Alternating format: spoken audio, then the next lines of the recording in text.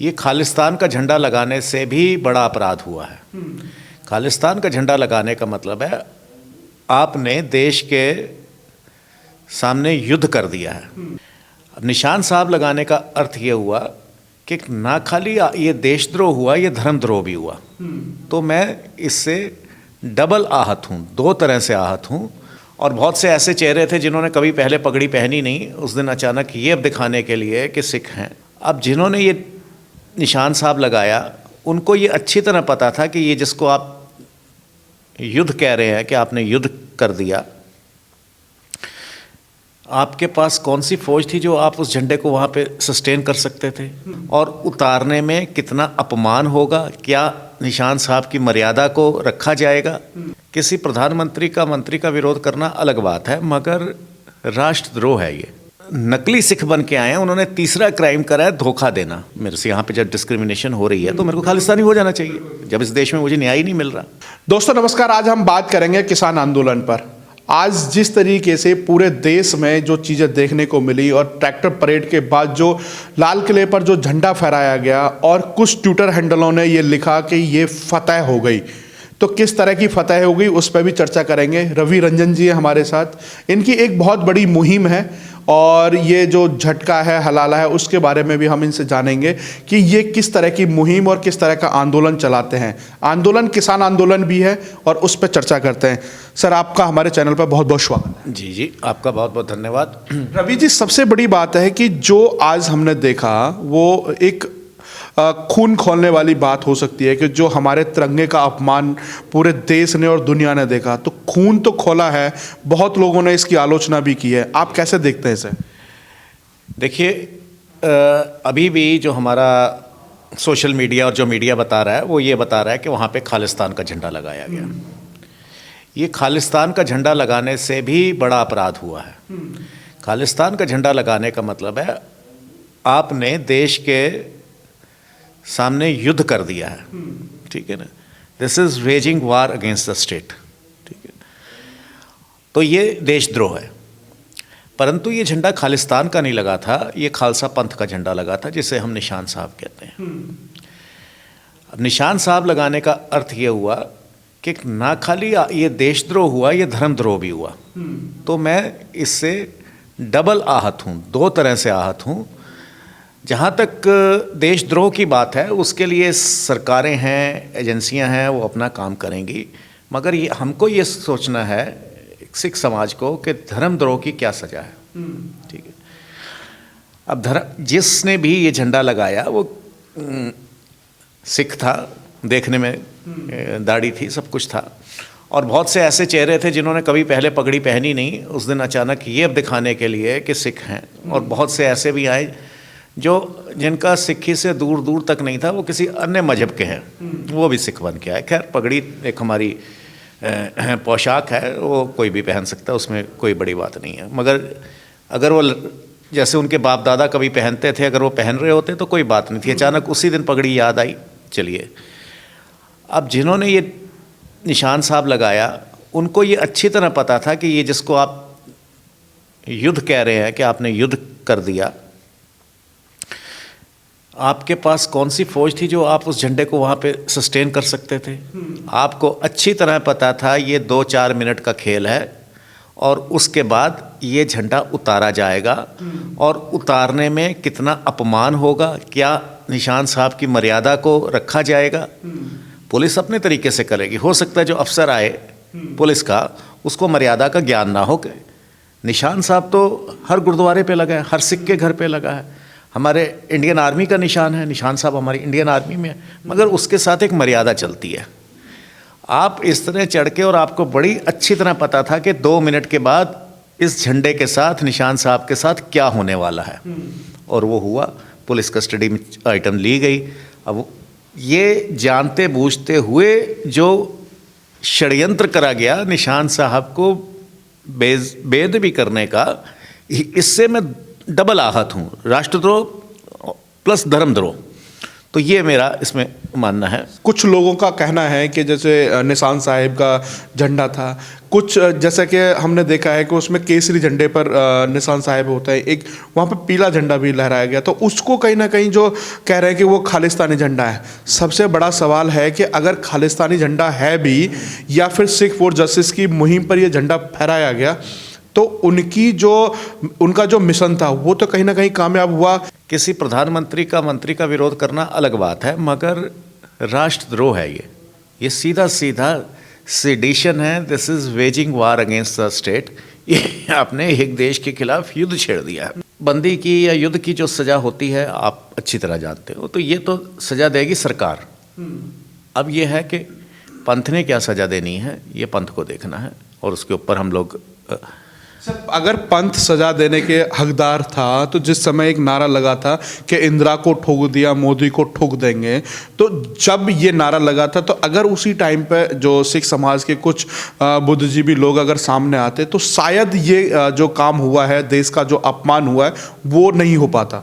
देखिए, इंदिरा को ठोक दिया, इसको ठोक देंगे, ये किसी को भी ठोक देना और ऐसे शब्दों का और इस तरह की सोच रखना ही गलत है। यहाँ पे किसान नेता जो है उन पे नियंत्रण नहीं रख सके, या वो इतने तैयारी से आए थे कि 60 दिन तक उनको धोखा देते रहे। पर ये जो आखिर में हुआ वो शायद फुल ड्रेस रिहर्सल है अरब स्प्रिंग की या जिहाद की या पूरे लोकतंत्र को हाईजैक करने की। ये इतनी बड़ी साजिश है जिसको हम केवल एक इंसिडेंस ना देख के, ये पूरे एक सीक्वेंस में एक कड़ी है, निंदनीय है, ये है, इससे काम नहीं चलेगा। इसकी सज़ा होनी ही चाहिए ताकि भविष्य में ऐसा ना हो। ये देश के ऊपर युद्ध करा गया है, ये कोई छोटी बात नहीं है। सोची साजी षड्यंत्र के तहत सिखों को बदनाम करने के लिए किया गया है। तो क्या माने कि जिस तरीके से पहले कुछ वीडियोस वायरल हुए हैं कि नमाज अदा करने के बाद टोपी पहने, पगड़ी बांधी जाती है और फिर उसके बाद आंदोलन में पहुंचा जाता है, तो क्या वही साजिश दिखाई दे रही है कि सिखों को बदनाम कर दिया जाए? वो टोपी पहन के आया या वो वाकई पगड़ीधारी था या जो भी था, क्राइम तो दो हुए हैं, देशद्रोह और राष्ट्रद्रोह। ठीक है, और ये जो नकली सिख बन के आए हैं उन्होंने तीसरा क्राइम करा है, धोखा देना, इम्पोस्टर बनना, अपने को गलत। सीधी सी बात है, मेरा नाम रवि रंजन सिंह भी हो सकता है, रामलाल भी हो सकता है, रहीम भी हो सकता है, पर यदि अगर मैं अपना नाम गलत बता रहा हूँ और अपने को वेशभूषा बदल के प्रेजेंट कर रहा हूँ तो क्राइम तो यहीं से शुरू, मेरी इंटेंशंस के ऊपर यहीं से शक हो गया। ठीक है, तो ये तो एक नहीं 2-3 क्राइम हुए हैं, पर सारे क्राइम्स में ऊपर जो मैं फिर आपसे यही बात कह रहा हूँ, ये धर्मद्रोह जो हुआ है, राष्ट्रद्रोह जो हुआ है, इसकी सज़ा की अब हमको देखना है, इसका आगे ना हो इसके लिए क्या करना है। मगर जहाँ पे आइडेंटिटी छुपाई जाती है, मैं अपने को गलत प्रेजेंट करता हूँ, तो वो क्राइम नहीं तो क्रिमिनल इंटेंशन तो वहीं से हो जाती हैं। सोची समझी साजिश है कि पगड़ी पर दाग लगाना था। बिल्कुल सोची समझी साजिश है, उसमें सिख भी हो सकते हैं और दूसरे भी हो सकते हैं। जो हम हैं, जो भूलते नहीं हैं, हम जो 2 साहिबजादे थे देश के लिए दीवारों में चिन दिए गए, या फिर हम कहें कि जो बड़ी बड़ी कुर्बानियां हैं जो सिख समाज से दी गई हैं, आज उनको कहीं ना कहीं धूमिल से कर दिया गया है। देखिए, इसमें कुछ मैं मीडिया का रोल भी कुछ ऐसा कहूँगा, वो जो बलिदान थे वो तब भी दिए गए और आज भी दिए जा रहे हैं, आज भी बॉर्डरों पे दिए जा रहे हैं। शाहीन बाग में भी जो सिख समाज से लंगर लगाया गया था, तो अब की बार ऐसी चीज़ें सुनने को मिली कि अब हमारा मौका है। अपने घर में कितने दाने हैं ये तो देख लें, लंगर लगाने आए हैं पहले वो देख लें, और दूसरी बात है लंगर में जो वो सर्व कर रहे हैं, मैं फिर ये कह रहा हूँ वो क्या सर्व हो रहा है, क्या वो जो खाना है वो मर्यादा के अनुसार है कि नहीं। एक सिख होने के नाते मैं बहुत सोच के लेता हूँ कि मेरे को किससे खाना है, किससे नहीं खाना, क्या खाना है, क्या नहीं खाना। तो एक नारा और लगा था कि जो पंजाब बनेगा खालिस्तान, कश्मीर बनेगा पाकिस्तान, इस तरह की विचारधारा को परोसने का काम कौन कर रहा है पंजाब के अंदर? इसमें मैं बड़ा स्पष्ट ये कहना चाहूँगा, केवल डंडा मारने से या उनको बुरा कहने से हमें अपने अंदर झांकना पड़ेगा कि कहाँ कमी रही है। सिखों से पिछले 70 साल में बहुत डिस्क्रिमिनेशन हुई है, इसमें कोई, और मैं खुद उस डिस्क्रिमिनेशन का शिकार रहा हूँ निजी तौर पे। ठीक है, ये एक अलग चीज़ है। मगर जिस वक्त मैं ये देखूं कि सिखों से डिस्क्रिमिनेशन हुई है तो मेरे को तो एकदम खालिस्तानी हो जाना चाहिए कि मेरे से यहाँ पे जब डिस्क्रिमिनेशन हो रही है तो मेरे को खालिस्तानी हो जाना चाहिए, जब इस देश में मुझे न्याय ही नहीं मिल रहा।